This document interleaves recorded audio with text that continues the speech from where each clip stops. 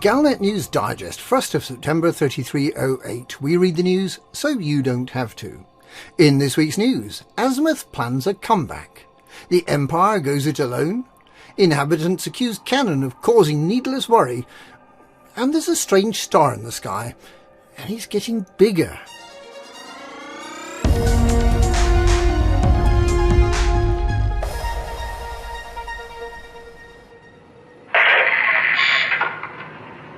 Hey, it's been a while, but I wanted to send you a quick message. Shame you're not at home. I know I haven't been in touch. We've just been busy with... Well, if you've been watching the feeds, you know what's going on. I've been in HIP 2460 for a few weeks now, and there really hasn't been much downtime. Though I guess you've heard that excuse before, huh? Listen, I just wanted to say that I'm sorry. When this is over, assuming Salvation's plan works, I'll take some time off and I'll come visit, if that's okay with you. Yeah. I hope you're doing good. Say a prayer for us, if you get a chance.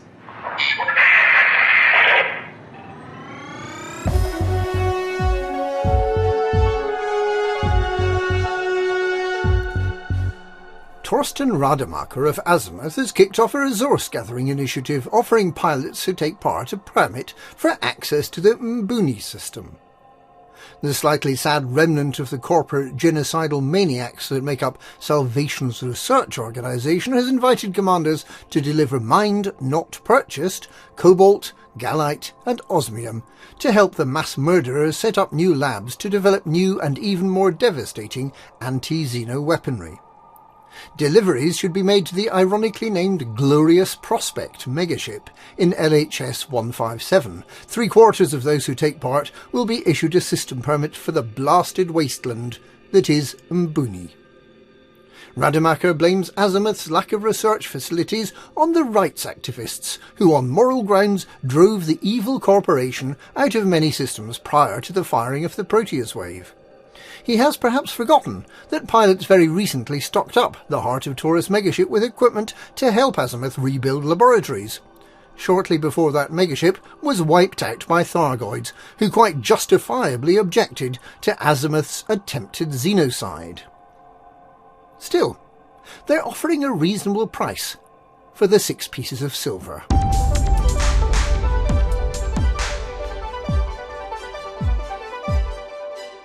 The Empire will no longer cooperate with the Federation and Alliance in anti-Stargoid defences, and will use only Imperial weapons manufacturers as it builds defences against alien invasion.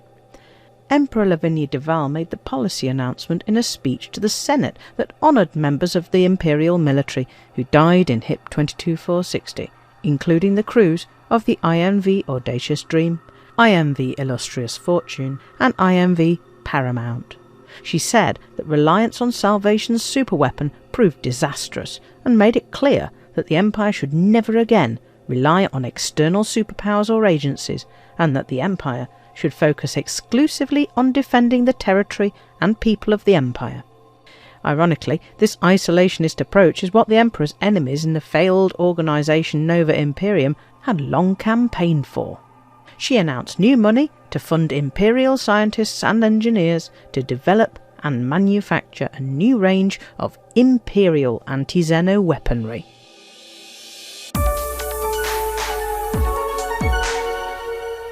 The new star in the night sky, presumed to be a Stargoid vessel, has got several people wondering.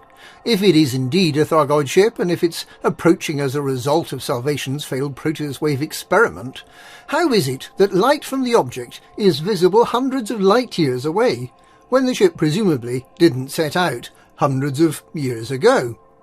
Light can't travel faster than the speed of light, after all. The answer, as it turns out, is very simple. Hyperspace flight, not through frame shifting, but through a sort of hypercruise. Here in the lab, we call it turbo-encabulation. It's quite a straightforward adaptation of the Stargoid hyperdrive, but using the techniques developed for supercruise. We've done some analysis, and we thought you'd like to hear how it works. Basically, the only new principle involved is that instead of power being generated by the relative motion of the conductors and fluxes, it's produced by the modal interaction of Stargoid magnetoreluctance and Guardian capacitive directance. The original green-coloured Stargoid hyperdrive had a base plate of prefamulated amulite surmounted by a biomechanical logarithmic casing in such a way that the two spurving bearings were in a direct line with the panometric fan. The latter consisted simply of 6 hydrocoptic Marsal vanes, so fitted to the ambifacient lunar waneshaft that side fumbling was effectively prevented. In this new blue-green version, the main winding is of the normal Lotus O Delta type, but placed in Guardian relic-derived panendermic semiboloid slots of the stator, with every 8th conductor being connected by a non-reversible tremie pipe to the differential girdle spring on the up end of the grammeters. This gives the device its characteristic blue and green radiating spirals. We here at the Galnet News Digest Appliance of Science Labs have no doubt at all that this amazing new invention will help the Stargoids effectively wipe the galaxy clean of those pesky humans.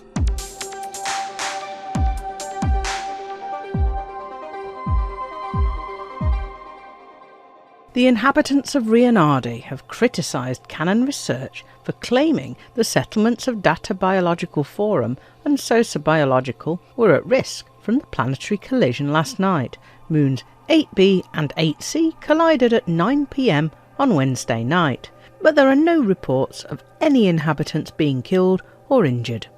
Our Wadja organisation reports that the geological catastrophe took place well away from their settlement on Moon 8C, while Rionardi Jet Transport Group points out that there was at least 50 kilometres between Sosa Biological and the massive trench cut through Moon 8B by the collision. Far from being an extinction-level event, they claimed that their employees enjoyed the near-zero-G conditions caused by the opposing gravitational pulls of the two moons, and have issued video showing their guards practicing their zero-G weapons drill. Some visitors are reported to have drowned when the surfaces of both ice moons liquefied due to the immense pressure caused by the collision.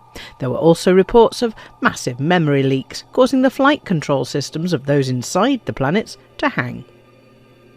Canonn had called for assistance to evacuate the inhabitants of the two settlements. Inhabitants are believed to have been concerned that this would adversely affect tourism to the system. However, a large number of visitors arrived in the system to observe the collision, so perhaps their worries were unfounded. Canonn is now predicting a much more destructive collision in 3311. Perhaps the Rionardi Tourist Board will be better able to capitalise on the visitors who flood in for that truly cataclysmic event.